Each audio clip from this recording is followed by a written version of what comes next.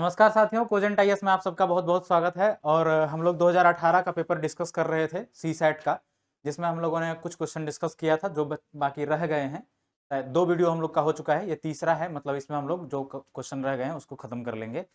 तो आइए देखते हैं सबसे पहला क्वेश्चन।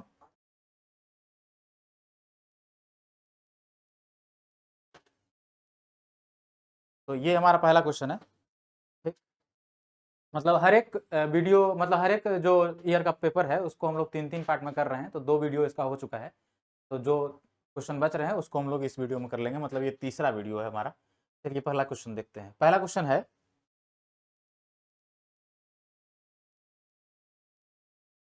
है, for a sports meet a winners stand comprising 3 wooden blocks is in the following form. ये हमें वुडन ब्लॉक का एक फॉर्म दिया गया है। ठीक है, there are 6 different colours available to choose from and each of the 3 wooden blocks is to be painted such that no two of them has the same color. In how many different ways can the winners stand be painted? देखिए कह रहे हैं ये 3 wooden block दिया गया है, इनके सामने जो भी विनर्स है ना स्पोर्ट्स मीट में खड़े होंगे। ठीक है, तो ये जो वुडन ब्लॉक है तो इनको कलर किया जाना है, और टोटल 6 अलग अलग कलर्स हमारे पास अवेलेबल है। टोटल 6 अलग कलर्स हमारे पास अवेलेबल है, और विनर हमारे पास 3 है, या कहें विनर नहीं, ये ब्लॉक हमारे पास 3 है जिसके सामने सारे विनर्स खड़े होंगे। तो ये जो ब्लॉक है हमारे पास 3 ब्लॉक, इन तीनों ब्लॉक को कलर करना है, और कलर हमारे पास अवेलेबल है टोटल 6 अलग अलग कलर्स अवेलेबल हैं। तो कह रहा है इसको कलर करने के कितने तरीके हो सकते हैं। तो सबसे पहला चीज कि तीनों को अगर अलग अलग कलर से कलर करना है, ये भी लिखा है यहाँ पे अलग अलग होने चाहिए तीनों में कलर। ठीक है, तो हमारे पास 6 टोटल अलग अलग कलर अवेलेबल है। तो 6 में से किसी 3 को हम लोग क्या करते हैं, सेलेक्ट कर लेते हैं। तो 6 में से किसी 3 को सेलेक्ट करने का तरीका हो गया 6 से 3। अब 3 अगर सेलेक्ट हो गया तो उस तीनों को हम अरेंज भी करेंगे इसमें। मान लीजिए रेड, ब्लू और ऑरेंज, ये 3 कलर अगर सेलेक्ट हुआ तो हम लोग पहले यहां पर रेड रख सकते हैं। अब यहां पर हमारे पास 2 ऑप्शन बच जाएगा, या तो ब्लू हो सकता है या ऑरेंज हो सकता है, इस तरीके से। या इसको हम लोग पहले ऑरेंज रख लें तो यहाँ रेड हो सकता है या ब्लू हो सकता है, अगर यहाँ रेड हो गया तो यहाँ ब्लू होगा। तो अलग अलग तरीके से इसको अरेंज करने के 3 फैक्टोरियल, यानी 3 फैक्टोरियल इसके। ठीक, तो 6 से 3 इंटू 3 फैक्टोरियल। तो 6 से 3 क्या हो जाएगा, 6 factorial upon 3 factorial into 3 factorial, और फिर से ये 3 फैक्टोरियल इधर मल्टीप्लाई में, है ना। ये अरेंज करने का तरीका हो गया। ये 3 कलर हमने सेलेक्ट कर लिया और उस तीनों कलर को इस तीनों ब्लॉक में फिल करना है, तो उसको अरेंज करने के 3 फैक्टोरियल। तो कहने का मतलब हमारे पास ये आ गया, यहाँ से 3 फैक्टोरियल कैंसिल हो गया। अब यहाँ बच गया हमारे पास 6 फैक्टोरियल अपॉन 3 फैक्टोरियल। तो ये हो गया 6 इंटू 5 इंटू 4 इंटू, इसको 3 फैक्टोरियल लिख दें, और डिवाइडेड बाय 3 फैक्टोरियल। तो 3 फैक्टोरियल से 3 फैक्टोरियल कैंसिल, तो बच गया यहाँ पर हमारे पास 4 पंचा 20, 20 छके 20 से 120, मतलब 120 तरीके हैं हमारे पास जिससे हम इस तीनों ब्लॉक को कलर कर सकते हैं 6 अलग अलग कलर में से सेलेक्ट करके। तो आंसर हो गया इसका ऑप्शन ए 120। अब आइए अगला क्वेश्चन देखते हैं। अगला क्वेश्चन है, consider the following graph in which the birth rate and death rate of the country are given and answer the 2 items that follow. ये जो ग्राफ दिया हुआ है, इस ग्राफ के बेसिस पर 2 क्वेश्चन दे रखे हैं।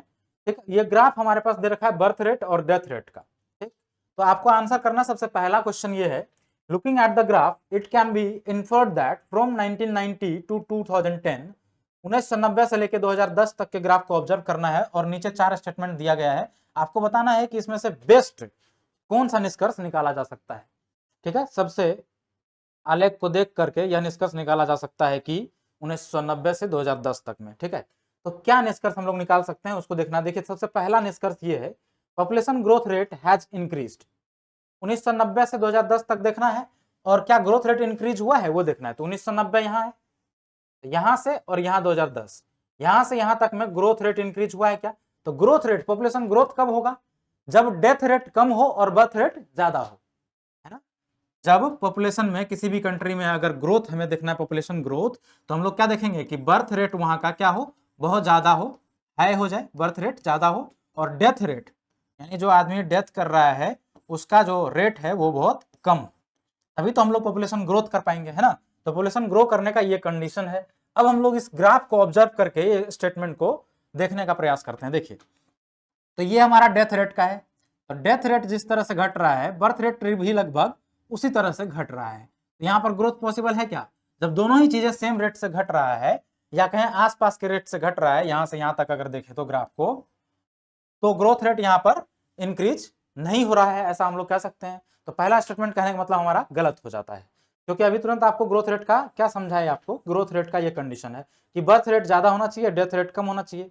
जब आदमी कम मरेगा और पैदा ज्यादा होगा तभी तो ग्रोथ होगा ना पॉपुलेशन में, है ना। तो ये वाली बात है। तो पहला स्टेटमेंट हमारा क्या हो गया, गलत हो गया, यानी ये निष्कर्ष तो हम लोग नहीं निकाल सकते हैं यहाँ से। अब अगला बी है, population growth rate has decreased. तो ऐसा भी नहीं है, डिक्रीज होने का क्या कंडीशन है, उल्टा हो जाएगा ये, डेथ बहुत जल्दी जल्दी होगा और बर्थ बहुत कम होगा, यानी ये उल्टा हो जाएगा। यानी अगर ग्रोथ रेट हमें कम करना है, ग्रोथ रेट को कम करना है, तो बर्थ रेट क्या हो जाएगा, बर्थ रेट को कम करना पड़ेगा और डेथ रेट को बढ़ाना पड़ेगा। डेथ रेट और बर्थ रेट ये वाला कंडीशन होना चाहिए ग्रोथ रेट को डिक्रीज करने में। तो ऐसा भी है क्या, ऐसा भी नहीं है, मतलब ये भी निष्कर्ष हम लोग नहीं निकाल सकते हैं, क्योंकि यहाँ पर देखिए बर्थ रेट और डेथ रेट लगभग सेम है, तो हम लोग कह सकते हैं पॉपुलेशन जो ग्रोथ है वो लगभग कांस्टेंट है। ठीक है, तो अगला देखते हैं, अगला क्या निष्कर्ष है। अगला है growth rate of the population has remained stable, और अगला है population growth rate shows no trend. ठीक है, यहाँ पर बोला है रिमेन्ड स्टेबल, ठीक, तो ये बात भी सही है। और यहाँ पर ये population growth rate shows no trend, कोई ट्रेंड नहीं दिख रहा, ना घटने का ना बढ़ने का, ये बात भी सही है। तो अब इसमें बेस्ट कौन सा हो सकता है वो हम लोग निष्कर्ष इसका बताएंगे। तो बेस्ट ये हो सकता है डी वाला, कि जनसंख्या की वृद्धि दर किसी प्रवृत्ति को नहीं दिखा रही है, ना घटते क्रम में दिखा रहा है ना ही बढ़ते क्रम में दिखा रहा है। ठीक है, तो आंसर हमारा हो जाएगा इसका डी ऑप्शन। चलिए अगला क्वेश्चन बनाते हैं। अगला क्वेश्चन है, with reference to the above graph consider the following statements considering 1970 as the base year. 1970 को बेस ईयर के यानी आधार वर्ष मान करके और निम्नलिखित में से ये चारों स्टेटमेंट को आपको ऑब्जर्व करना है और बताना है कि सबसे मतलब सर्वाधिक तार्किक उत्तर कौन सा है या कौन सा स्टेटमेंट हो सकता है। ठीक है, तो फिर से हम लोग सभी इसको ऑब्जर्व करेंगे, और अभी तक में जो ऑब्जर्व किया था हम लोगों ने क्या देखा था कि कोई ट्रेंड यहाँ पर शो नहीं कर रहा है। 1970 को यहाँ बेस ईयर मानना है, 1970 को बेस ईयर। तो बोल रहा है population has stabilised after 35 years, 35 साल के बाद जो पॉपुलेशन है वो स्टेबलाइज हो गया। तो 35 साल आते हैं, देखिए तो 1970 को अगर बेस मानेंगे तो यहां से अगर 35 साल जाएं तो 1970 से 80 10 साल, 80 से 90 20 साल, 90 से 2000 30 साल, और 35 साल यहाँ आ जाएगा लगभग 2025 में। तो 2025 नहीं 2005 में, तो यहाँ हो गया 2005। अब यहाँ से यहाँ में तो बिल्कुल ही एकदम सेम दिख रहा है बर्थ रेट और डेथ रेट।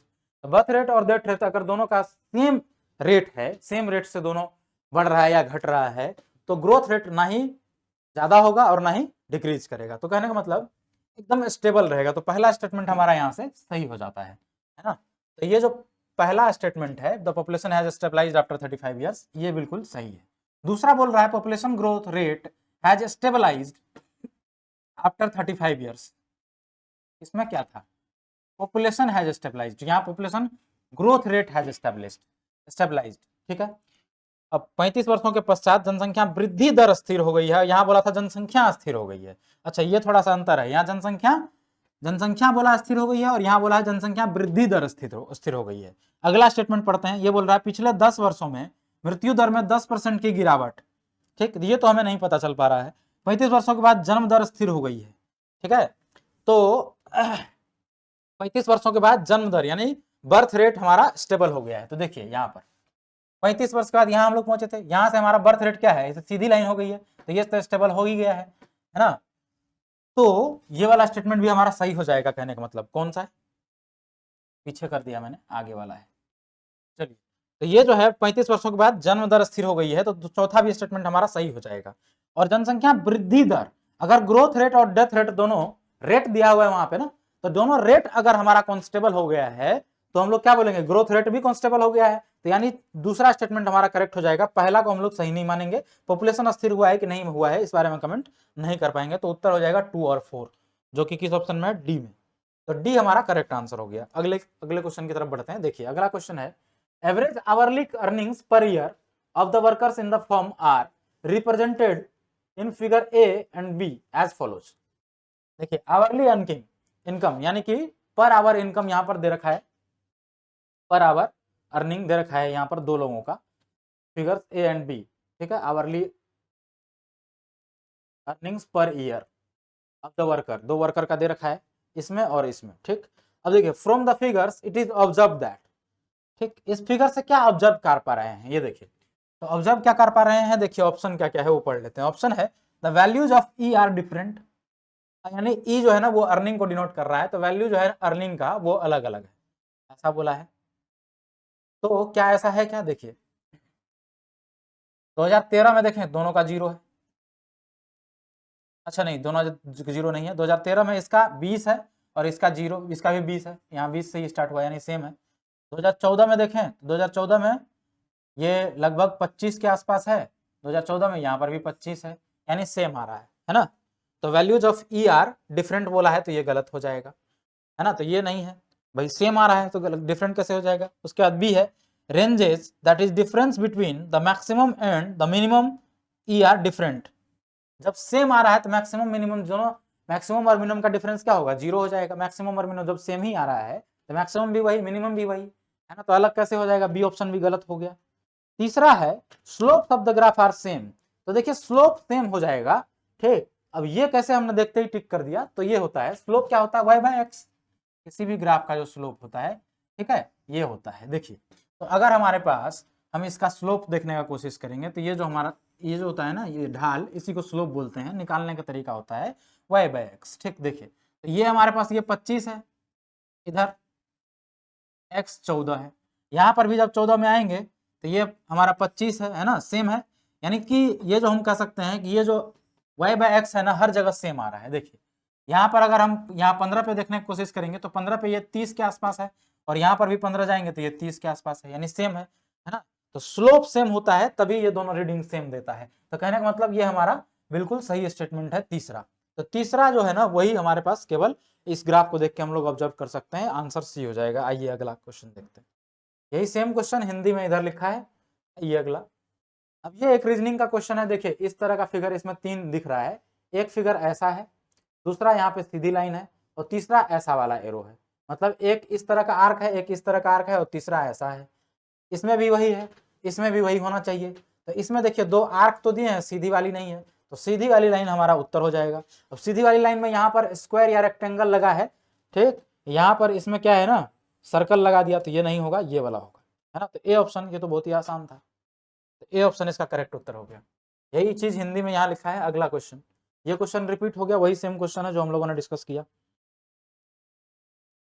अब ये देखिए 67, तो इस क्वेश्चन में क्या है, निम्नांकित चित्रों ए और बी पर विचार कीजिए। यहाँ 2 चित्र दे रखे हैं, क्वेश्चन क्या है भाई, क्रमशः चित्र ए और बी में किसी उत्पाद की निर्माण लागत और प्रक्षेपित बिक्री दिखाई गई है, कम से कम कितने अददों का निर्माण किया जाना चाहिए ताकि हानि ना हो। ठीक, देखिए क्वेश्चन ये है, क्वेश्चन आपको बता देते हैं, इंग्लिश में दिया ही नहीं है क्वेश्चन। क्वेश्चन ये है कि ये 2 फिगर आपको दे रखे हैं ए और बी, ठीक, यहाँ पर उत्पादन की लागत है, यानी ये जो है ना आपको उत्पादन यानी कि ये प्रोडक्शन का में खर्चा कितना आ रहा है वो इधर दिखा रहा है, ठीक, और यहाँ पर क्या दिखा रहा है, जो विक्रय है ना यानी कि सेल कितना में कर रहा है वो दिखा रहा है, ठीक है। देखिए तो अगर हम ये देखें, यहाँ पर रुपया लाख में दे रखा है, तो ये 4 लाख है, 5 लाख है, 6 लाख, 7 लाख, 8 लाख, ठीक है। देखिए तो अगर हम 1000 प्रोडक्शन करते हैं या 1000 किसी भी चीज को बनाते हैं, ये विनिर्मित आदतों की संख्या है, यानी प्रोडक्शन, जो प्रोडक्ट्स हम लोग बनाए हैं वो है, ठीक है। तो अगर हम 1000 प्रोडक्शन करते हैं तो वो 6 लाख रुपए में बिक जाता है, कितना में बिक जाता है, 6 लाख में, ठीक है। तो 1000 प्रोडक्शन जो है वो हमारा 6 लाख में बिका, कितना में, 6 लाख में। 1000 प्रोडक्शन किए तो वो 6 लाख में बिक गया, ठीक है। अब देखिए, नहीं सॉरी, ये वाला 1 लाख में, ये तो ये लागत है, यानी कि 1 लाख प्रोडक्ट बनाने में हमें 6 लाख का खर्चा आया। 6 लाख का क्या आया, ये हमारा प्रोडक्शन खर्च है, 6 लाख का प्रोडक्शन, मतलब ये हमारी लागत लगी, खर्च नहीं लिखेंगे इसको, लागत लिख लेते हैं, ये ज्यादा बेटर होगा, माफ करिएगा पढ़ने में थोड़ा मिस्टेक हो गया। तो ये लागत है, तो ये 1000 जब हम लोग प्रोडक्ट बनाए तो 6 लाख की लागत लगी, ठीक है। अब यहाँ पर उसी 1000 प्रोडक्ट को जब हम लोग बेचते हैं तो यहाँ पर रुपया में मूल्य दे रखा है, यानी ये जो है ना रुपया में दे रखा है विक्रय मूल्य, ठीक है। तो ये जो है ना जो पर प्रोडक्ट है 400 रुपये में बिकता है। अब 1000 बेच रहे हैं तो यहाँ पर 1000 का 400 रुपये में बेचा है अगर, तो 1000 गुना 400 करेंगे तो 4 लाख आएगा, यानी 1000 को जब हम बेचेंगे तो सेलिंग प्राइस कितना आ जाएगा हमारा, 4 लाख। तो सेलिंग प्राइस कितना आ गया, 4 लाख, इस ग्राफ को देख करके, क्योंकि एक प्रोडक्ट जो है ना, देखिए यहाँ पर जब 1000 सेल कर रहे हैं तो ग्राफ यहाँ पर मीट कर रहा है, ये किसके सामने है 400, यानी कि 1000 प्रोडक्ट को हमने सेल किया कितने में, 400 रुपए में। तो 400 रुपए में अगर सेल करा तो 1000 गुना 400 कितना हो जाएगा, 4 लाख, यानी 4 लाख में हम उसको बेच पाए। ठीक, अब एक बात बताइए, लागत लगा था 6 लाख, लागत लगा था 6 लाख, बेच पा रहे हैं आप सिर्फ 4 लाख में, तो 2 लाख का लॉस होगा कि नहीं, तो 2 लाख का यहाँ लॉस हो गया है ना, तो 2 लाख का लॉस हो गया। अब यही ये क्वेश्चन पूछा है, ठीक है, कि ए और बी को में उत्पाद के निर्माण की लागत और प्रक्षेपित बिक्री दिखाई गई है। अब कम से कम कितने आदतों का निर्माण किया जाना चाहिए ताकि हानि ना हो, है ना, तो कितना प्रोडक्शन आपको करना पड़ेगा ताकि हानि बिल्कुल जीरो हो। ठीक, प्रॉफिट हो कि नहीं उसका बात नहीं किया था, ठीक, सिर्फ जहां पर हानि जीरो हो जाएगा वही हमारा उत्तर हो जाएगा।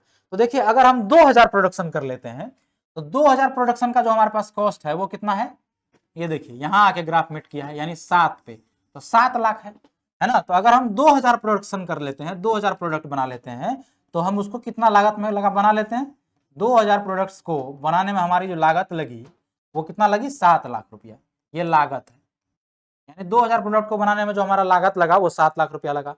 अब 7 लाख रुपया अगर हम लगाए हैं और अगर हम उस प्रोडक्ट को 7 लाख में ही बेच दें तो हानि जीरो होगा। तो अब देखते हैं ये बिकता कितना में है। तो 2000 प्रोडक्ट को आप बेच रहे हैं होलसेल रेट पर, वो कितना में बेच रहे हैं, यहाँ ग्राफ मीट कर रहा है, ये किसके सामने है, 350 में, यानी 350 पर आइटम बेच रहे हैं। 2000 प्रोडक्ट आपने बनाया तो 2000 गुना 350 करेंगे कितना हो जाएगा, 2000 गुना 350, 2000 गुना 350 करेंगे तो ये हो जाएगा 35 गुना 70, 70 पे 4 जीरो यानी 7 लाख हो गया ना, 7 लाख। यानी जब आप 2000 प्रोडक्ट बना रहे हैं तो लागत भी आपका 7 लाख रुपया लग रहा है और आप उसको बेच भी पा रहे हैं 7 लाख में, तो कुल मिला के यहाँ क्या हो जाएगा, लॉस बिल्कुल जीरो हो जाएगा। तो यहाँ ना प्रॉफिट हो रहा है ना लॉस हो रहा है। आपको सिर्फ लॉस से मतलब था कि लॉस बिल्कुल नहीं होना चाहिए, तो यहाँ लॉस बिल्कुल भी नहीं हो रहा है, यानी कम से कम आपको 2000 प्रोडक्ट बनाना पड़ेगा अगर आप चाहते हैं कि आपको बिल्कुल भी लॉस ना हो। तो इसका उत्तर हो जाएगा ऑप्शन ए 2000। चलिए अगला क्वेश्चन देखते हैं। अगला क्वेश्चन है, lift has a capacity of 18 adults और 30 चिल्ड्रंस। कहने का मतलब एक लिफ्ट में या तो 18 वयस्क जा सकते हैं या तो 30 बच्चे जा सकते हैं, या लगा है यहाँ या, है ना। और एक लिफ्ट में यानी उस लिफ्ट की कैपेसिटी है या तो 18 व्यक्ति जा सकते हैं अडल्ट पर्सन, या 30 बच्चे जा सकते हैं, ठीक है। यानी कि कहने का मतलब अगर हम कहें कि जो 18 व्यक्ति का वजन होगा, 18 एडल्ट का जितना वजन होगा, 18 एडल्ट का जितना वजन होगा वो 30 बच्चे के वजन के बराबर होगा, 30 चिल्ड्रन, 30 चिल्ड्रन, है ना। यानी 18 एडल्ट का जितना वजन होगा उतना ही 30 बच्चों का वजन होगा, तभी तो या तो 18 एडल्ट जा पा रहे हैं या फिर 30 बच्चे जा पा रहे हैं। ये 18 एडल्ट था यहाँ लिखा हुआ, है ना, तो ये वजन बराबर होंगे। अब पूछा है कि how many childrens can board the lift with 12 adults. अगर 12 एडल्ट्स जा रहे हैं तो बाकी और बच्चे कितने जा पाएंगे, है ना। तो सबसे पहले हम लोग ये देख लेते हैं कि 18 एडल्ट्स का वजन 30 बच्चों के बराबर है, तो एक एडल्ट्स का वजन कितने बच्चों के बराबर होगा, एक एडल्ट्स का वजन, तो एक एडल्ट्स का वजन हो जाएगा 30 बच्चे, या चाइल्ड सी लिख देता हूं मैं, 30 बच्चे बटा 18, ये एक एडल्ट का वजन हो गया। अब 12 एडल्ट यहाँ जा रहे हैं तो 12 एडल्ट का वजन कितना हो जाएगा, तो 12 एडल्ट का वजन कितना हो जाएगा भाई, तो 12 एडल्ट बराबर 30, 30 बटा 18 गुना 12, 6 से काट दीजिए, 6 दूना 12, 6 3 18 और 3 से ये चला जाएगा 10 बार में, तो 30 10 दूना 20, 20 हो गया। यानी 12 एडल्ट जब जा रहे हैं तो उसका 20 बच्चों के बराबर वजन है, ठीक है। अब 12 एडल्ट चले गए यानी कि 20 बच्चे चले गए, क्योंकि 12 जो एडल्ट है उसका 20 बच्चों के बराबर वजन है, यानी 20 बच्चे चले गए और एक बार में लिफ्ट में 30 बच्चे जा सकते थे, तो कितने और जा सकते हैं, 10 और जा सकते हैं, है ना। तो कहने का मतलब जब 12 एडल्ट जाएगा तो उस समय लिफ्ट में 10 बच्चे और जा सकते हैं, ऑप्शन इसका बी उत्तर। तो चलिए अब अगला क्वेश्चन देखते हैं। अगला क्वेश्चन है, a person bought a refrigerator worth 22,800 with 12.5% interest rate compounded yearly. At the end of the first year, he paid 8,650 and at the end of second year, 9,125. How much will he have to pay at the end of third year to clear the debt?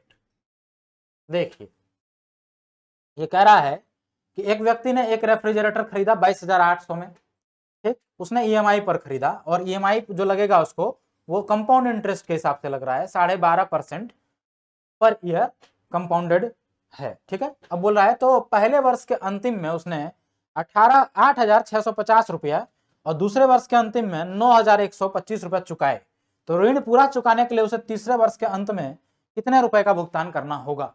तो तीसरे वर्ष में उसे कितने रुपए का payment करना पड़ेगा, तो ताकि उसका जो कर्जा है वो पूरी तरह से खत्म हो जाए।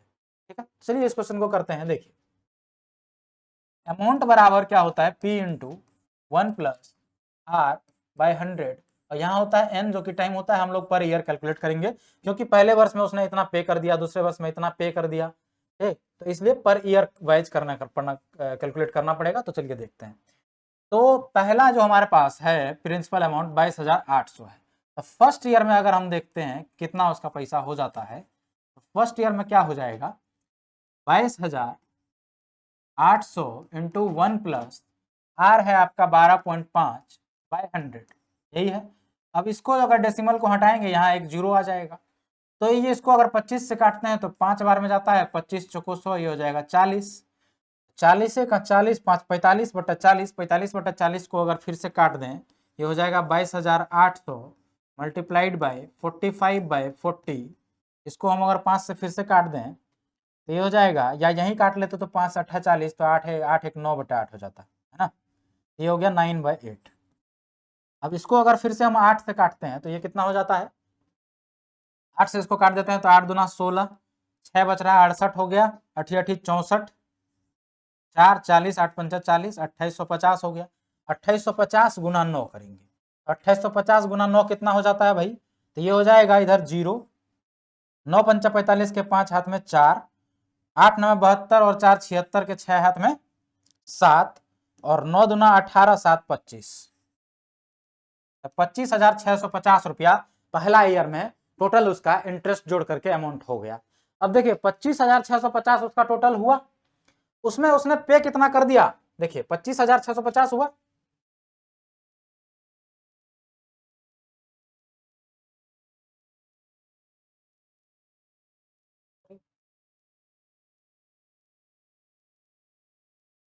चलिए कोई नहीं, इसको ये मिट गया, कोई छोड़िए इसको।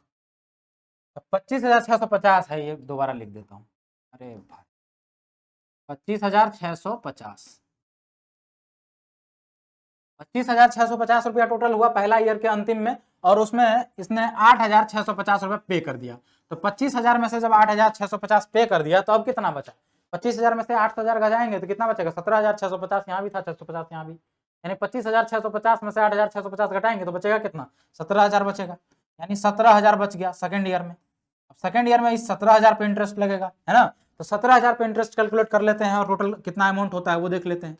तो 17,000 गुणा फिर से यही वाला आएगा 8/9 यानी 9/8, तो फिर से ये आ जाएगा 9/8। अब इसको 8 से 17,000 को काट देते हैं तो ये हो गया 8 दूनी 16, 8 दूनी 16, 1 बच गया, 1 पर 0, 10, 8 का 8, 2 बच गया, 2 पर 0 20, 8 दूना 16, 4 बच गया, 4 पर 0, 8 पंचा 40, ये हो गया 2125। 2125 को 9 से मल्टीप्लाई करिए तो 9 पंचा 45 हो जाता है, 9 पंचा 45 के 5 हाथ में 4, 9 दूना 18, 4 22 के 2 हाथ में 2, 9 का 9, 2 11 के 1 हाथ में 1, 9 दूना 18, 1 19, 19,125, 19,125 रुपया हो गया। ठीक है, अब देखिए दूसरे ईयर में ये 19,125 बन गया।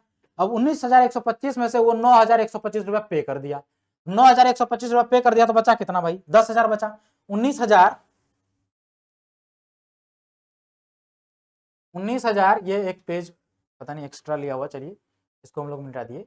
19,150 में 19,125 था, सॉरी 125 था ना, ये 19,125 था, तो 19,125 में इसने कितना पे कर दिया, 9,125। 19,125 में से 9,125 अगर पे कर दिया तो बचा कितना, 9,125 अगर पे कर दिया बचा कितना, 10,000, 10,000 बचा। अब बोला है सवाल में कि थर्ड ईयर के अंतिम में कितना पैसा पे करेगा ताकि उसका कर्जा पूरी तरीके से चुक जाएगा। तो अगर अंतिम में देखेंगे तो अंतिम में ये क्या होगा, तब तक फिर से 12 महीना में फिर से ब्याज लग जाएगा, तो 10,000 पे ब्याज देख लेते हैं कितना लग रहा है, तो 10,000 और फिर से एक साल के अंतिम में वही 9/8। अब 10,000 को फिर से 8 से काटिए तो हो जाएगा 8 का 8, 2 2 पर 0 20, 8 दूना 16, 4 4 पर 0 40, 8 पंचा 40, तो हो गया 1250। कितना हो गया 1250, 1250 को गुणा 9 से करिए तो कितना हो जाएगा, ये हो गया 0, 9 पंचा 45 के 5 हाथ में 4, 9 दूना 18, 4 22 के 2 हाथ में 2, 9 1 9 2 11, यानी 11,250 रुपया उसे पे करना पड़ेगा। तो उसका क्या हो जाएगा, पूरा कर्जा क्लियर हो जाएगा। तो इसका उत्तर हो गया 11,250, ऑप्शन डी। अब आइए अगला क्वेश्चन देख लेते हैं। तो अगला क्वेश्चन एक रीजनिंग का है। ये देखिए ऐसा करके फिगर दिया हुआ है, 1 2 3 4 5 6 फिगर दिया हुआ है। In the figures 1 to 6 above, some parts are shown to change their position in regular directions following the same sequence. Which of the figures given below will appear at the 7th figure? ऊपर जो चित्र में 1 से लेकर के 6 तक चित्र दिए गए हैं उसमें नियमित रूप से दिशाओं में बदलाव हो रहा है ना। रेगुलर डायरेक्शन में क्या हो रहा है, इसमें बदलाव हो रहा है। ठीक, नियमित दिशाओं में अपनी स्थितियां ये बदलते हुए। ठीक, तो 7वां चित्र क्या पॉसिबिलिटी हो सकती है, तो ये देखते हैं कैसे बदल रहा है। ये देखिए यहाँ एक गैप किया, इधर हमारा रेक्टेंगल है, इधर ट्रायंगल है, यहाँ एक गैप करके यानी कहें तो ऐसे दिखाया है। यहाँ पे क्या किया, इधर इस दोनों को उठा के यहाँ डाल दिया। ठीक, यानी इस डायरेक्शन में घूम रहा है। ठीक, देखिए इसको उठा के यहाँ डाल दिया। अब क्या किया, फिर से इस दोनों को एकदम यहाँ, दोनों को यहाँ साथ में इस वाले में लेते आया, तीसरे में। अब चौथे में क्या हुआ कि फिर से वापस बैक एक छोड़ के ऐसे, फिर अगला में क्या होगा, इस दोनों में आ जाएगा। देखिए इस दोनों में आ गया, तो अगला में क्या होगा, दोनों एक साथ आ गया, वही हुआ। तो अब फिर से जब वो इसको घुमाएंगे तो वापस ये क्या होगा, वही। तो यानी यहाँ चला आएगा रेक्टेंगल, यहाँ चला आएगा ट्रायंगल, तो वही फिगर होगा, है ना। तो ऑप्शन बी इसका उत्तर है, ऑप्शन बी, ऑप्शन बी इधर, ऑप्शन बी। ऑप्शन बी इसका करेक्ट उत्तर है। ये तो बहुत ही आसान था। ये देखिए इन दोनों को ऐसे यहाँ लाया, फिर इधर लाया, और इधर लाने के बाद लास्ट में इसमें चला आया एक ही साथ। अब फिर वापस वही क्रम दोहरा रहा है। इस दोनों को यहाँ फिर से अलग अलग किया, इसमें डाला, फिर इसमें डाला, अब की बार किसमें डालेगा, दोनों को इसमें डाल देगा, है ना। तो ये उत्तर यहाँ पर था, मतलब यहाँ दे रखा है। तो अगला क्या होगा, फिर वापस से खोलना शुरू करेगा, तो इसको यहाँ डाल देगा, इसको यहाँ डाल देगा। तो ये ऑप्शन बी में दिख रहा है ना। तो ये तो बहुत ही आसान था रीजनिंग का फिगर वाला क्वेश्चन। अब ये वाला क्वेश्चन देखते हैं। इसमें कह रहा है consider the following graph, the curve in the graph indicate different age group in the population of two countries A and B over a period of few decades. With reference to the above graph, which of the following are the most logical and rational inferences that can be made? देखिए तो इस graph में एक different age group का population को denote किया गया है और आपसे पूछा है कि कौन सा इसमें से बेस्ट ऑप्शन या बेस्ट रैशनल जिसको हम लोग इसमें से डिराइव कर सकते हैं, या आप कहें कंक्लूजन। ठीक, सबसे बेस्ट और लॉजिकल कंक्लूजन होना चाहिए।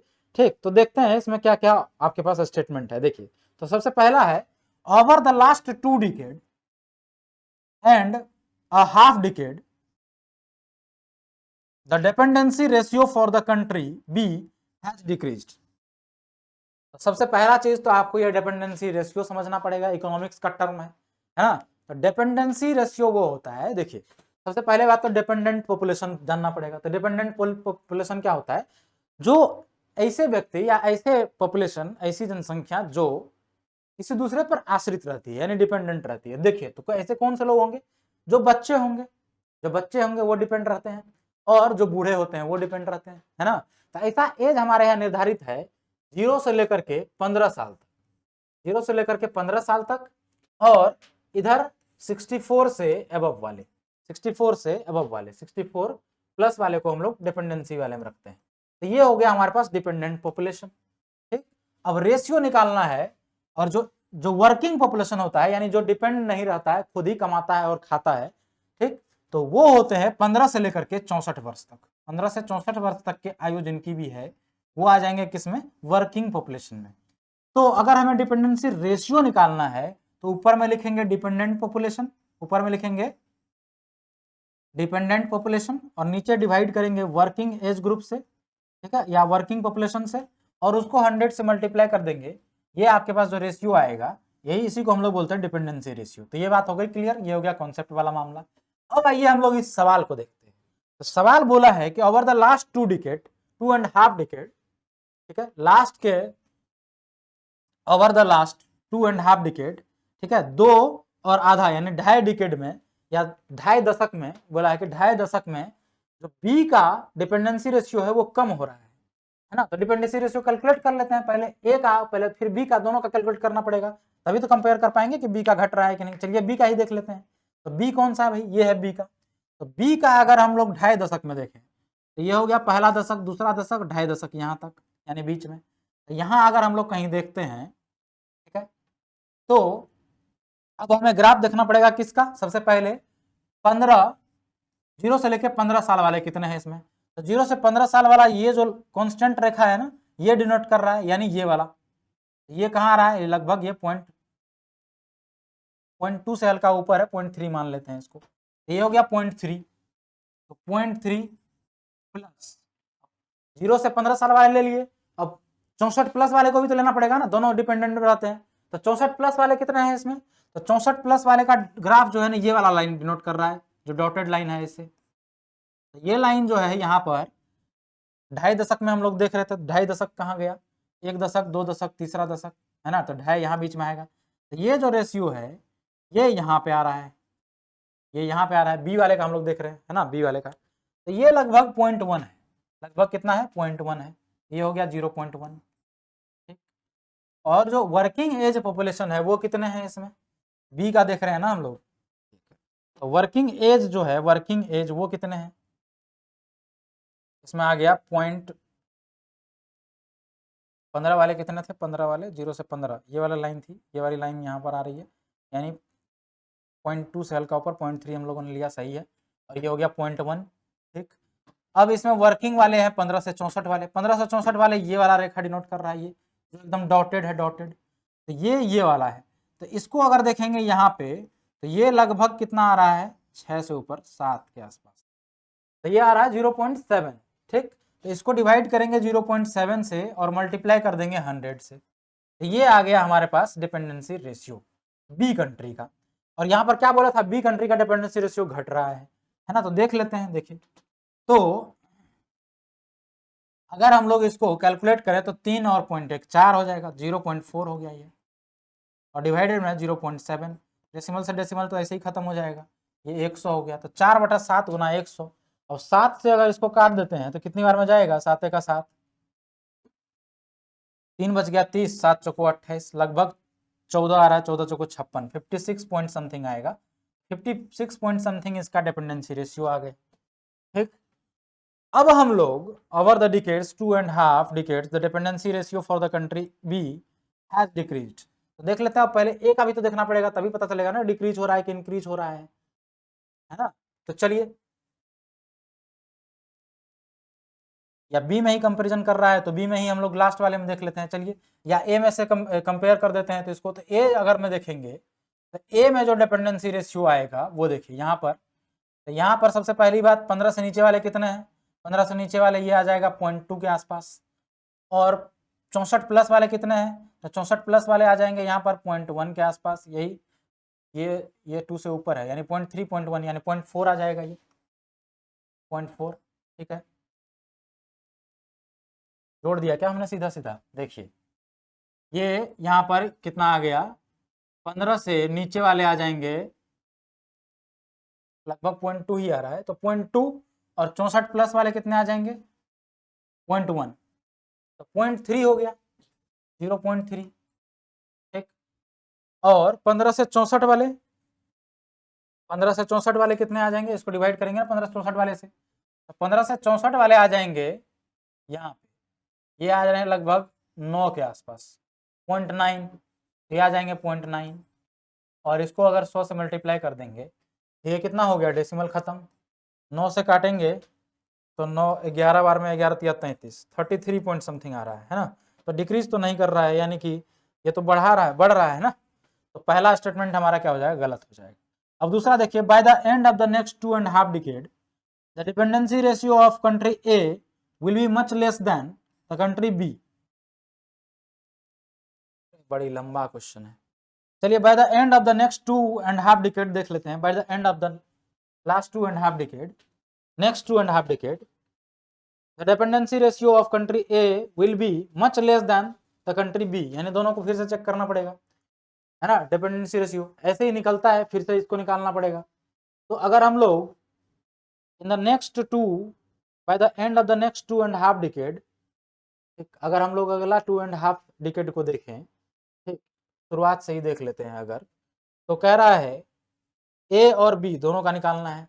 तो ए का अगर देखेंगे तो डिपेंडेंसी रेशियो अभी हम लोग किसका निकाले थे, लिखा ही नहीं है, देख लेते हैं चलिए यहाँ पर। तो ये हो जाएगा 15 से कम वाले हो जाएंगे इधर, तो 2 से थोड़ा सा ऊपर है ना, 3 ले लेते हैं, ये हो गया 0.3, और 64 प्लस वाले कितना है इसमें 0.1, तो 0.4 हो गया, ये हो गया 0.4, और 15 से 64 वाले कितने हैं वही 0.8 या 0.9, 0.9 मान लेते हैं इसको, तो 0.9, 0.4 इंटू 0.9, और फिर इसको 100 से मल्टीप्लाई करेंगे, तो 9 से ये चला जाएगा 11, 11 चौको 44 के आसपास, 44 पॉइंट समथिंग, ठीक है। और बी का अगर हम लोग सेम टाइम में देखें तो सेम टाइम में हमने कैलकुलेट करा था 56 था, है ना।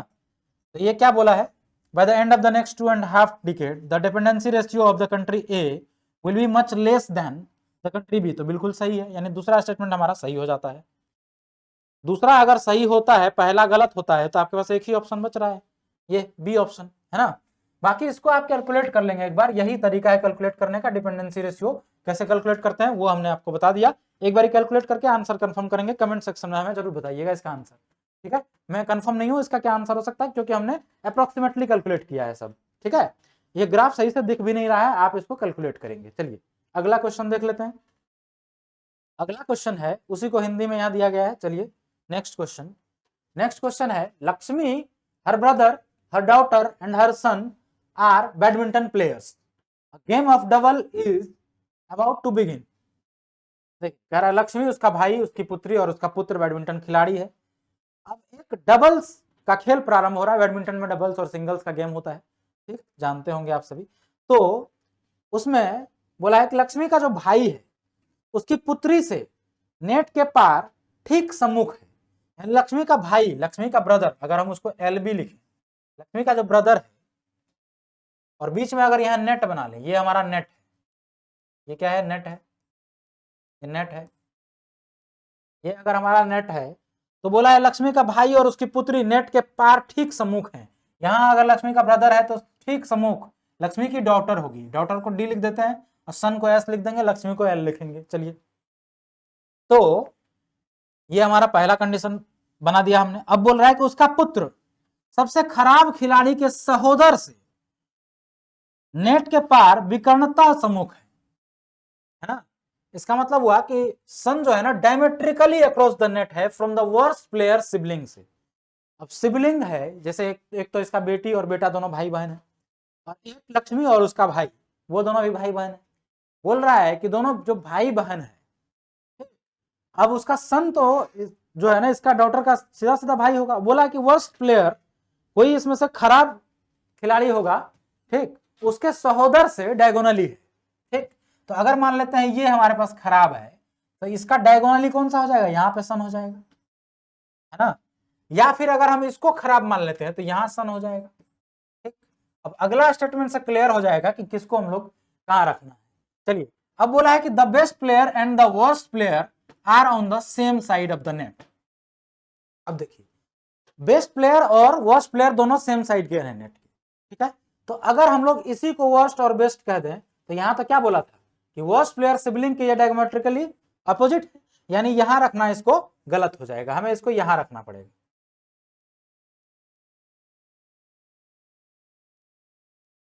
मतलब ये हुआ कि देखिए, कह रहा है कि the best player and the worst player are on the same side of the net. अगर हम लोग यहां पर रख देते हैं सन को, या यहां चलिए फिर से इसको डिस्कस कर लेते हैं, तो बोला है कि वर्स्ट प्लेयर और बेस्ट प्लेयर दोनों सेम साइड होना चाहिए। और यहाँ पे क्या बोला था कि जो सन है वो वर्स्ट प्लेयर सिबलिंग से, जो भाई बहन सबसे खराब खेल रहे हैं, उससे डायमेट्रिकली अपोजिट में है। तो अगर यही भाई बहन खराब खेलेंगे और इनको सेम साइड रखना है, तो डायमेट्रिकली अपोजिट कहां हो पा रहा है ना। तो इसका मतलब है कि यहां हम लोग नहीं रख पाएंगे, यानी इसका मतलब है कि ये वाला पोजीशन तो नहीं हो पाएगा। पोजीशन क्या हो सकता है, पोजीशन ये हो सकता है कि ये खराब खिलाड़ी हो या इसकी बहन यानी कि लक्ष्मी खराब खिलाड़ी हो, ठीक। तो ये दोनों सेम साइड आ गए, इस दोनों में से कोई एक वर्स्ट प्लेयर होगा, एक बेस्ट प्लेयर होगा, ठीक। अब इसके डायमेट्रिकली अपोजिट, तो यहां सन होगा, है ना। अब इस दोनों को सेम साइड रखना पड़ेगा, यही कंडीशन हमारे पास बन रहा है। तो अब बोला है who is the best player, तो बेस्ट प्लेयर कौन है ना। तो अगर ये वर्स्ट है तो ये बेस्ट है, ये बेस्ट है तो ये वर्स्ट है। ऑप्शन देखते हैं, हर ब्रदर, हर डॉटर, हर सन या लक्ष्मी खुद। तो यहाँ पे बेस्ट बोला था तो बेस्ट कौन सा हो जाएगा, ये वर्स्ट प्लेयर से अपोजिट में था, यानी ये वर्स्ट है तो बेस्ट कौन सा हो जाएगा, लक्ष्मी। इसका उत्तर हो गया डी, लक्ष्मी। चलिए अगला क्वेश्चन देख लेते हैं। अगला क्वेश्चन है the graph given below indicates the changes in key policy rate made by the central bank several times in a year. देखिए कह रहा है कि इस आलेख में एक वर्ष की अवधि में केंद्रीय बैंक द्वारा प्रमुख नीतिगत दरों में अनेक बार किए गए परिवर्तन को दिखाया गया है। ठीक, जो सेंट्रल बैंक हमेशा परिवर्तन करते रहता है ना, कुछ कुछ चेंजेस लाता रहता है, यानी सेंट्रल बैंक मतलब आरबीआई। ठीक, तो आरबीआई के चेंजेस को ये ग्राफ दिखा रहा है यहाँ पे। अब उसके बाद बोला है आपको कि निम्नलिखित में से कौन सा केंद्रीय बैंक की कार्रवाई सबसे संभव कारण है। ये जो कार्रवाई की गई है या ये जो चेंजेस किए गए हैं उसका सबसे बेस्ट पॉसिबल रीजन क्या हो सकता है, वो आपसे पूछा है। देखिए इकोनॉमी का ये क्वेश्चन हो गया, ठीक है। तो बेस्ट पॉसिबल रीजन क्या हो सकता है, देखिए इसमें सबसे पहले ग्राफ को ऑब्जर्व करना पड़ेगा कि कर क्या रहा है। तो ग्राफ में अगर हम देखें तो ये रेपो रेट भी बढ़ता जा रहा है ना, several year in a time या several times in a year, एक साल में बहुत बार ऐसा किया गया। देखिए 4 से ये लगातार बढ़ता जा रहा, बढ़ाते जा रहा है। रिवर्स रेपो रेट को भी बढ़ा रहा है, सीआरआर को भी बढ़ा रहा है और रेपो रेट को भी बढ़ा रहा है। सीआरआर कांस्टेंट है, सीआरआर जो है वो कांस्टेंट है, रेपो रेट और रिवर्स रेट दोनों को ये इंक्रीज करता जा रहा है लगातार। देखिए तो जब भी बैंक रेपो रेट और रिवर्स रेट इनको इंक्रीज करता है तो किस कंडीशन में करता है, बैंक यानी सेंट्रल बैंक या आरबीआई कह लें, ये रेपो रेट और रिवर्स रेपो रेट को तभी इंक्रीज करता है जब मार्केट में लिक्विडिटी बहुत ज्यादा हो जाता है। कहने का मतलब मार्केट में लोगों के पास जब पैसा बहुत ज्यादा हो जाता है तो वो लोग स्पेंडिंग अपना बढ़ा देते हैं, बहुत ज्यादा बढ़ा देते हैं, तो डिमांड बढ़ जाता है मार्केट में। डिमांड बढ़ने की वजह से इन्फ्लेशन बढ़ जाता है, यानी चीजों का दाम बढ़ जाता है। तो डिमांड अगर ज्यादा हो जाता है किसी भी चीज का और सप्लाई अगर सेम है तो उस चीज का क्या करता है, जैसे मान के लिए दुकानदार है उसके पास 5 समोसा है और खरीदार हो गए 10, तो दुकानदार क्या करेगा, इसका प्राइस बढ़ा देगा ताकि जो लोग ज्यादा पैसा देंगे वही खरीद पाएंगे, है ना। ऐसा ही होता है। तो डिमांड बेस्ड इन्फ्लेशन को कंट्रोल करने के लिए, या डिमांड बेस्ड इन्फ्लेशन बढ़ जाता है जब लोगों के हाथ में पैसा ज्यादा होता है, तो उस पैसा को कम करने के लिए आरबीआई क्या करती है, रेपो रेट और रिवर्स रेट इनको इंक्रीज कर देती है। एक ये इकोनॉमिक्स पढ़ा दे रहा हूं मैं मैथ के साथ साथ। देखिए क्या करती है, रिवर्स रेट और रिवर्स और रेपो रेट को इंक्रीज कर देती है, क्योंकि रिवर्स रेट और रेपो रेट को जैसे इंक्रीज करेंगे, ठीक है, तो रेपो रेट को इंक्रीज करने से क्या होगा, बैंक के पास पैसा कम जाएगा, क्योंकि उस पर रेट अगर इंक्रीज हो जाएगा तो यानी बैंक से पैसा ज्यादा लेगा सेंट्रल बैंक। अगर पैसा इंटरेस्ट के रूप में ज्यादा लेगा तो बैंक जो है वो पैसा सेंट्रल बैंक से लेगा ही नहीं, और सेंट्रल बैंक से पैसा नहीं लेगा तो बैंक के पास पैसा रहेगा, पैसा कम रहेगा, और बैंक के पास अगर पैसा कम रहेगा तो लोग अगर उसके पास लोन लेने जाएंगे तो वो भी तो ज्यादा इंटरेस्ट चार्ज करेगा, तो ज्यादा इंटरेस्ट चार्ज करेगा तो उसके वजह से क्या होगा, मार्केट में पैसा नहीं जाएगा, मार्केट में पैसा नहीं जाएगा तो लोगों के हाथ में पैसा नहीं जाएगा, लोगों के हाथ में पैसा नहीं जाएगा तो लोग डिमांड नहीं करेंगे, डिमांड नहीं करेंगे तो इन्फ्लेशन नहीं बढ़ेगा। तो कुल मिला के ये दोनों ही चीजें जब बढ़ाता है सेंट्रल बैंक तो सिर्फ एक ही केस को कंट्रोल करने के लिए बढ़ाता है, इन्फ्लेशन को कंट्रोल करने के लिए। तो इस हिसाब से ऑप्शन डी इसका उत्तर हो गया, यानी इकोनॉमिक्स इसको आता होगा, अगर आप देखते ही आंसर टिक कर दिया होगा कि ये जो है ना ये क्या है, एंटी इन्फ्लेशनरी मेजर्स है जो लिया गया है सेंट्रल बैंक के द्वारा। ठीक है, अब आइए अगला क्वेश्चन। अब अगला क्वेश्चन में ये ग्राफ दिया है और बोला है कि with reference to the above table which of the following is are the most logical and rational inferences that, यानी कौन सा सबसे ज्यादा लॉजिकल कंक्लूजन इसमें से हम लोग बना सकते हैं। तो देखिए सबसे पहला कंक्लूजन है कि higher per capita income is generally associated with higher tele density. इस ग्राफ में हमें यहाँ पर कैपिटा इनकम दिखा रहा है, यहाँ जीडीपी दिखा रहा है और यहाँ पे टेली डेंसिटी दिखा रहा है। अब बोला है कि हायर पर कैपिटा इनकम, तो पर कैपिटा इनकम हायर होता है तो जनरली कब हो रहा है, जब टेली डेंसिटी यानी हायर टेली डेंसिटी से ये एसोसिएटेड है, ऐसा बोला है। तो देखिए पर कैपिटा इनकम यहाँ सबसे ज्यादा है, तो यहाँ पे ये 77.5 है टेली डेंसिटी, यहाँ पे 900 है तो यहाँ 104 है। ठीक, जनरली बोला है, यानी जरूरी नहीं है कि हमेशा होगा। ठीक, कभी कभी भी हो रहा है तो हम लोग बोल सकते हैं इन जनरल टेली डेंसिटी से वो एसोसिएटेड है। तो देखिए यहाँ पर दिख रहा है कि यहाँ पर है, ठीक है, जनरली है ना, यहाँ 77 है, 104 है, 82 है, यहाँ 720 है ना। और जहाँ सबसे कम है यहाँ पर कैपिटा इनकम सबसे कम है तो यहाँ पर टेली डेंसिटी भी बहुत कम है ना। तो जनरली जो है जहां पर ज्यादा है पर कैपिटा इनकम वहां टेली डेंसिटी भी ज्यादा देखने को मिल रहा है इन जनरल। तो हम कह सकते हैं कि इन जनरल बोला था तो पहला स्टेटमेंट सही हो जाएगा। तो पहला स्टेटमेंट हमारा सही हो गया। अब दूसरा बोला है हाइयर जीडीपी ग्रोथ रेट। दूसरा बार में हमको ये वाला ग्राफ देखना है, GDP growth rate. Higher GDP growth rate always ensure higher पर कैपिटा इनकम।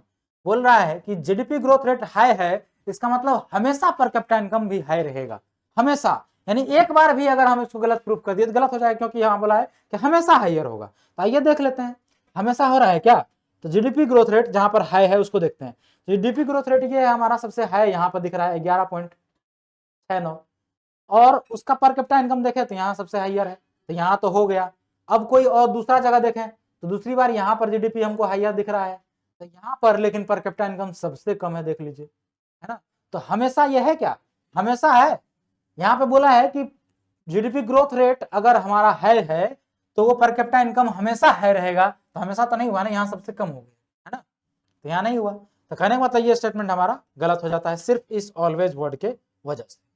ठीक है, अब आइए अगला क्वेश्चन। अगला क्वेश्चन है, अगला स्टेटमेंट मतलब अगला जो कंक्लूजन है, higher GDP growth rate does not necessarily insures higher tele density. कह रहा है कि जीडीपी ग्रोथ रेट हाई होगा तो जरूरी नहीं है कि टेली डेंसिटी भी हाई होगा। ठीक है, तो इसको भी देख लेते हैं। जीडीपी ग्रोथ रेट कहाँ पे हाई है, तो यहाँ सबसे हाई है। टेली डेंसिटी यहाँ पर 77.5 है, और कहाँ पे है, यहाँ पे है, यहाँ 50 है, यानी जरूरी नहीं है। तो ये भी स्टेटमेंट बिल्कुल सही है ना। देखिए जहां पर जीडीपी ग्रोथ रेट ज्यादा है टेली डेंसिटी वहां जरूरी नहीं है कि सबसे ज्यादा है ना। तो कहने का मतलब पहला और तीसरा सही है, दूसरा इस ऑलवेज की वजह से गलत हो गया था। आंसर क्या हो जाएगा, 1 और 3 ऑप्शन सी में है। ठीक, आइए अगला क्वेश्चन देखते हैं। यही सेम क्वेश्चन है हिंदी में। अगला क्वेश्चन है नाउ-अ-डेज, वही सेम ग्राफ पर क्वेश्चन है, शायद इसी ग्राफ पर ये क्वेश्चन है। चलिए, कह रहा है with reference to the above table, table वही है। Nowadays prosperity of an already high performing state cannot be sustained without making further large investment in its telecom infrastructure। तो ये भी कहीं ना कहीं देखिए कह रहा है प्रोस्पेरिटी मतलब क्या, पर कैपिटा इनकम ज्यादा है या ग्रोथ रेट ज्यादा है ना, जीडीपी ज्यादा है, पर कैपिटा से वैसे प्रोस्पेरिटी देखा जाता है। तो पर कैपिटा इनकम अगर हम देखें तो कह रहा है कि नाउ-अ-डेज आजकल, आजकल पहले से ही उच्च निष्पादन करने वाले किसी राज्य की संपन्नता दूरसंचार अवसंरचना में बृहत निवेशों की जारी रखे बिना कायम नहीं रखा जा सकता। ऐसा है क्या, नहीं है। पर कैपिटा देखिए, पर कैपिटा यहाँ पर 10,000 या 1,077 है, पर कैपिटा इनकम लोगों का 1,077 है, जबकि टेली डेंसिटी कितना है, सिर्फ 77 है ना। यहाँ 900 ही है और यहाँ पर 104 हो गया टेली डेंसिटी, है ना। तो कहने का मतलब है कि जरूरी नहीं है कि टेली डेंसिटी को बढ़ाएंगे तभी हमारा पर कैपिटा यानी पर कैपिटा इनकम जो है या संपन्नता किसी भी स्टेट का वो तभी समान रह सकता है या स्टेबल रह सकता है जब हम टेली डेंसिटी या टेलीकॉम इंफ्रास्ट्रक्चर में इन्वेस्ट करें। तो ये जरूरी नहीं है, पहला स्टेटमेंट हमारा गलत हो जाता है। दूसरा है nowadays a very high tele density is most essential condition for promoting the business and economic growth in the state. Tele density जो है वो बहुत जरूरी है, ठीक है, किसी भी स्टेट को, स्टेट के ग्रोथ को या इकोनॉमिक ग्रोथ को बढ़ाने में। तो ये भी जरूरी नहीं है, आप ग्राफ से देख लीजिएगा। ठीक, बाकी हम तो ये इतना जो ग्राफ देखे उसी की बेसिस पर मैं आपको बता दे रहा हूं कि जरूरी नहीं है कि टेली डेंसिटी बढ़ाएंगे तभी ग्रोथ होगा, है ना। और भी सेक्टर हमारे पास है जिनमें आप इन्वेस्टमेंट करेंगे तो हमारा ग्रोथ पॉसिबल हो सकता है। सिर्फ टेलीफोन या कम्युनिकेशन में ही हम इन्वेस्टमेंट करेंगे तो उससे क्या हो जाएगा, हमारा ग्रोथ रेट बढ़ जाएगा क्या, नहीं। बहुत सारा सेक्टर है जिसमें हमें इन्वेस्टमेंट करने की जरूरत है, जिसको हमें बढ़ाने की जरूरत है, तभी हमारा ग्रोथ होगा। तो इस हिसाब से हम इसको भी गलत काट दे रहे हैं। तो आंसर हो जाएगा नाइदर 1 नॉर 2। अब आइए अगला क्वेश्चन देखते हैं। सेम है क्या, अच्छा नहीं अलग है। चलिए, the following graph indicates the composition of our tax revenue for a period of 2 decades. 2 दशक के लिए हमारे पास टैक्स रिवेन्यू यहाँ पर दे रखा है, 2 दशक का टैक्स रिवेन्यू यहाँ पर दे रखा है। बोला है with reference to the above graph which of the following is are the most logical and rational inferences that can be made. सबसे मोस्ट लॉजिकल कंक्लूजन क्या हो सकता है इसका, वो आपसे पूछा है। ठीक है, तो देखिए कंक्लूजन हम लोग पहले पढ़ लेते हैं। कह रहा है the during the given period the revenue from direct taxes as percentage of the gross tax revenue, इधर हमारे पास ग्रॉस टैक्स रेवेन्यू का परसेंट दे रखा है और इधर हमारे पास ईयर दे रखा है। ठीक, और ये जो सारे ग्राफ हैं ये किसको कौन सा रिप्रेजेंट कर रहा है वो यहाँ बता रखा है कि ये वाला जो लाइन है, ये वाला लाइन ये एक्साइज ड्यूटी को डिनोट कर रहा है, ये कस्टम को डिनोट कर रहा है ये वाला, ये कॉर्पोरेट टैक्स को डिनोट कर रहा है ये डॉटेड वाला, पर्सनल इनकम टैक्स को डिनोट कर रहा है ये वाला, ये वाला, और सर्विस टैक्स को डिनोट कर रहा है ये वाला। ठीक है, चलिए तो ये हो गया क्लियर। अब देखिए, during the given period the revenue from direct taxes as percentage of gross tax revenue has increased while that of indirect taxes decreased. कह रहा है कि डायरेक्ट टैक्स से जो रेवेन्यू है वो बढ़ा है और इनडायरेक्ट टैक्स से घटा है। तो ऐसा है क्या, देख लीजिए। तो डायरेक्ट टैक्स में कौन कौन आते हैं, डायरेक्ट टैक्स में ये आ जाएंगे, ये दोनों एक्साइज ड्यूटी, कस्टम, सर्विस, ये सब आ जाएंगे इनडायरेक्ट में, है ना। तो इनका देख लीजिए घटा है कि बढ़ा है। यहाँ बोल रहा है कि डायरेक्ट टैक्स परसेंटेज जो है ना इंक्रीज किया है, while that of indirect, indirect वाले घट रहे हैं। तो चलिए इनडायरेक्ट वाले को देख लेते हैं। तो सर्विस टैक्स कौन सा है, सर्विस टैक्स ये वाला है सर्विस टैक्स, तो ये तो बढ़ रहा है भाई, ये तो बढ़ रहा है। कस्टम और एक्साइज वाला भी देख लेते हैं। कस्टम वाला कौन सा है, ये वाला कस्टम है, ये वाला घट रहा है। ठीक, एक्साइज वाला कौन सा है, सीधी लाइन, एक्साइज वाला ये वाला है, ये वाला भी घट रहा है, यानी इनडायरेक्ट टैक्स वाला जो है ना डिक्रीज कर रहा है ना। तो कह सकते हैं हम लोग ओवरऑल घट जाएगा। पहला स्टेटमेंट आपका क्या हो जाता है, करेक्ट हो जाता है। दूसरा बोला है the trend in the revenue from excise duty demonstrate that the growth of manufacturing sector has been negative during the given period. Trend in the revenue from excise duty, excise duty के trend को देखते हुए हम ये कह सकते हैं कि मैन्युफैक्चरिंग सेक्टर में निगेटिव ग्रोथ रहा होगा इस दिए हुए समय में। तो चलिए देखते हैं एक्साइज ड्यूटी का ट्रेंड कौन सा है। एक्साइज ड्यूटी ये जो कांस्टेंट रेखा है यानी ये वाला, तो देखिए ये एक्साइज ड्यूटी लगातार घट रहा है, लगातार घट रहा है। इसका मतलब है कि मैन्युफैक्चरिंग सेक्टर में जो ग्रोथ है, ठीक, वो कहीं ना कहीं निगेटिव होगा, तभी ना एक्साइज ड्यूटी घट रहा है। क्योंकि एक्साइज ड्यूटी क्या होता है, जो मैन्युफैक्चरिंग प्रोडक्ट पे लगता है ना। तो मैन्युफैक्चरिंग प्रोडक्ट से अगर आपको टैक्स लगातार घटते हुए जा रहा है, इसका मतलब ग्रोथ निगेटिव रहा होगा या ग्रोथ कम हो रहा है, यानी दूसरा भी स्टेटमेंट आपका ये सही हो जाता है कहीं ना कहीं। तो आपका ऑप्शन हो जाएगा ऑप्शन सी, बोथ। अब सेम क्वेश्चन हिंदी में, अगला क्वेश्चन है if x minus y equals to 8 then which of the following must be true। कह रहा x minus y अगर 8 के बराबर है, x minus y equals to 8, तो क्या इसमें से सही हो सकता है। तो देखिए पहला, both x and y must be positive for any value of x and y। ऐसा है क्या, अगर हम x को 10 रखें और y को 2 रखें तो 10 minus 2 8 हो रहा है ना। यहाँ पे बोल रहा है दोनों को पॉजिटिव रखना पड़ेगा, निगेटिव रखने से नहीं होगा क्या। देख लेते हैं, अगर हम x को रखें 4 और y को रखें माइनस का 4, तो ये क्या हो जाएगा 4 और माइनस माइनस प्लस 4 प्लस 4 8, तब भी तो 8 आ रहा है ना। यानी दोनों को पॉजिटिव होना जरूरी है क्या, नहीं है। तो पहला स्टेटमेंट आपका गलत हो जाता है। दूसरा बोला if x is positive y must be negative, ये भी जरूरी नहीं है, क्योंकि हमने यहाँ पर ले लिया 10, यहाँ 2 ले लिया और घटा देंगे तो 8 आ रहा है। ऐसा भी नहीं है कि अगर x पॉजिटिव है तो y को नेगेटिव होना ही पड़ेगा। वो तो सिर्फ एक एग्जाम्पल लिया था हमने इस पहला स्टेटमेंट को काटने के लिए, तो दूसरा भी गलत हो गया। तीसरा बोला है इफ x इज नेगेटिव, अगर x नेगेटिव है then y must be positive for any value of x and y। अगर x नेगेटिव ले लिए हम, अगर x को नेगेटिव ले लिए, सपोज करिए x को हम ले लेते हैं 4 या x को ले लेते हैं 2 माइनस का 2, x अगर माइनस 2 है, if x is negative y must be positive for any value of x and y। तो y को हमेशा पॉजिटिव होना पड़ेगा। तो y को हमेशा, अगर हम y यहाँ पे +10 ले लें, है ना, y को अगर हम 10 ले लें, बीच में हम माइनस, तो ये तो -12 हो जाएगा। ठीक, यानी x को अगर नेगेटिव लेते हैं तो दोनों जुड़ जाएगा। तो x को हमें अगर यहाँ पे 6 ले लें तब भी, अगर हम 10 कुछ भी ले लेते हैं, मतलब पॉसिबल नहीं है। अगर हम 10 ले लेते हैं तो -12 हो जा रहा है, 6 ले लेते हैं तो -8 आ जा रहा है, और अगर हम इसको माइनस में ले लेते हैं तब भी आंसर हमारा माइनस में ही आएगा। तो कुल मिला के अगर हम x को नेगेटिव लेते हैं तो y मस्ट भी पॉजिटिव बोल रहा है, तो y को हमारे पास मस्ट भी पॉजिटिव नहीं, तो y को भी अगर नेगेटिव लेना पड़ेगा तभी उत्तर आएगा, है ना। तो ये भी हमारा गलत हो जाता है। तो neither 1 nor 2 nor 3, option D, है ना। ऐसा हम लोग एग्जाम्पल से समझ गए। चलिए अब अगला क्वेश्चन देख लेते हैं। यहीं तक था क्या क्वेश्चन, यही लास्ट क्वेश्चन था हमारा। तो चलिए अब मतलब 2018 का हम लोगों ने पूरी जो भी क्वेश्चन थे पूरे पूरे हम लोग डिस्कस कर लिए। अब हम लोग नेक्स्ट वीडियो में 2017 के क्वेश्चन के साथ मिलते हैं, तब तक के लिए बहुत बहुत धन्यवाद।